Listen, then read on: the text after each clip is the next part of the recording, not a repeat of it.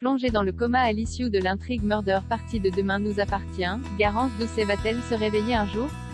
Tout ce dénouement marque-t-il le départ définitif d'Heather Waldin de la série?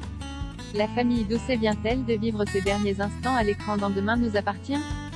C'est la question que l'on est en droit de se poser suite à la conclusion de l'intrigue Murder Party, qui s'est achevée cette semaine par l'arrestation des Olivier Doucet, Eric Stubnaker, alors que Garance, Esther Waldin, s'était accusée des meurtres de Romain et Alizé Melville dans une vidéo et avait tenté de mettre fin à ses jours en se jetant du toit de l'hôpital. Olivier a fini par se dénoncer et par expliquer à la police être le vrai responsable de la mort de Léa Courcelles, alias Alizé, de l'agression de Chloé, Ingrid Chauvin, et de la tentative de meurtre sur Gabriel, Martin Mille.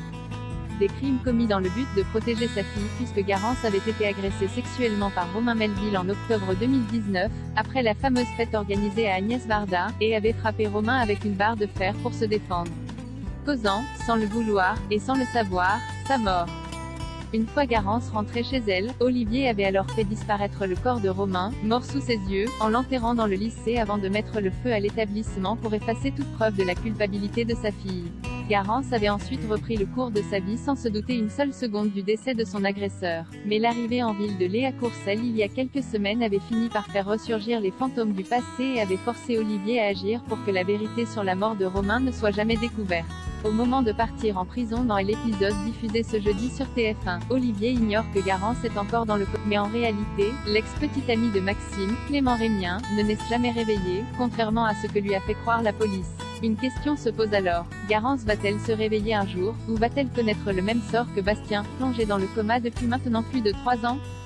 Contacté par nos soins, la production de Demain nous appartient nous a répondu que Garance allait pour le moment rester dans la coma. Cela ne signifie pas pour autant que Esther Waldin ne réapparaîtra jamais dans la série, mais la comédienne révélée par les bracelets rouges a toujours participé à Demain nous appartient de manière épisodique, pour certaines arches seulement, et son retour ne semble en tout cas pas à l'ordre du jour. Après la mort de Clémentine, Linda Hardy, l'an dernier, au cours d'une arche coup de poing consacrée à Sacha, Renaud Roussel, et à sa double vie, les scénaristes de Demain nous appartient semblent avoir possiblement mis un terme à l'histoire des douces, car maintenant que Olivier est en prison, il paraît peu probable que le prof de maths incarné par Eric Stubnaker, dont les auteurs n'ont jamais su trop quoi faire, fasse un jour son retour à l'antenne.